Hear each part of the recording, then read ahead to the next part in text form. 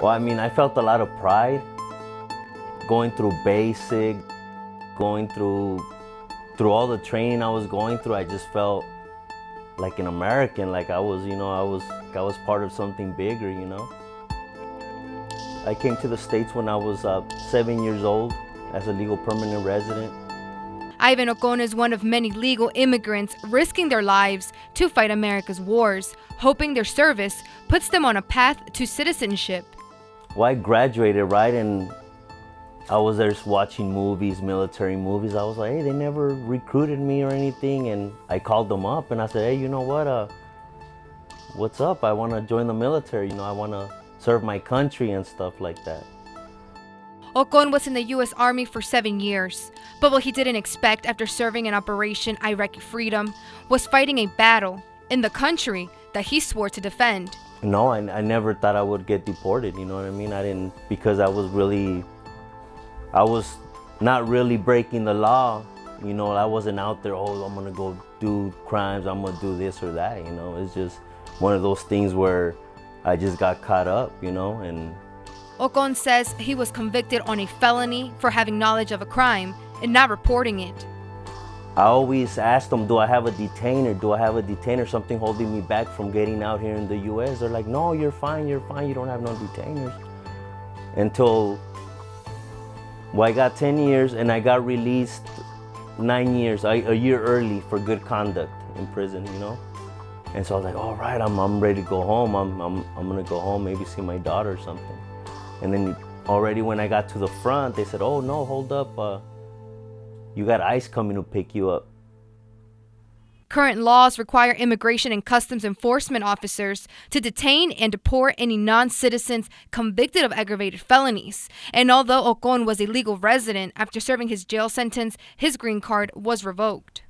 I had hope that, well, maybe my military service will count for something, But it didn't, forcing him to leave his daughter behind. My daughter's 3, she's now 14. I haven't really, basically I've seen her grow through pictures and letters and stuff like that, Now he says he knows what he did was wrong, but it shouldn't define his future. Just because we made one mistake, don't be like, well, you can never prove that you're a good person, because we were good. We were a good person before. Just because people mess up, make a mistake, and doesn't mean that defines the rest of your life. But Ocon is not alone. He is one of countless veterans born in a foreign country. I believe that regardless of the crimes that we've committed, we don't condone criminal activities, but these veterans have served our country. They were willing to put their life on the line.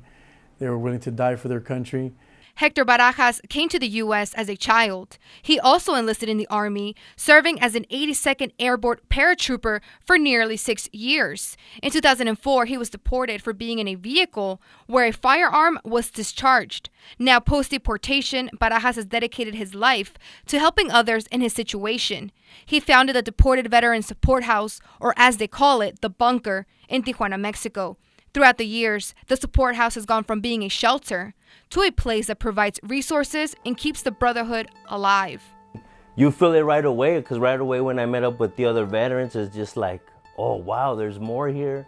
Oh yeah, this is cool, because like you said, you feel that you're going through the same battle, you're going through the same thing. And because laws are constantly changing, Barajas' crime is no longer listed as an aggravated felony.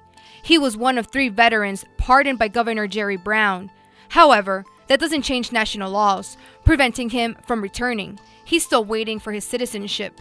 Surprisingly, veterans can choose to be buried in the U.S. even if they were previously deported. And at the end of the day, whether they're deported, whether they die in Mexico or wherever they're at, they can still be taken back to the United States and be buried as American veterans. Although immigration laws might not change, these veterans don't lose their faith. Every Sunday, they hold a service where the ocean and border meets in Tijuana, the same border separating them from their families. Together, they pray for a change in the laws they say are unfair and are keeping them away from the place they still call home. I mean, I wasn't born in the country, but I was raised American, and I felt it was my country, I still feel it's my country.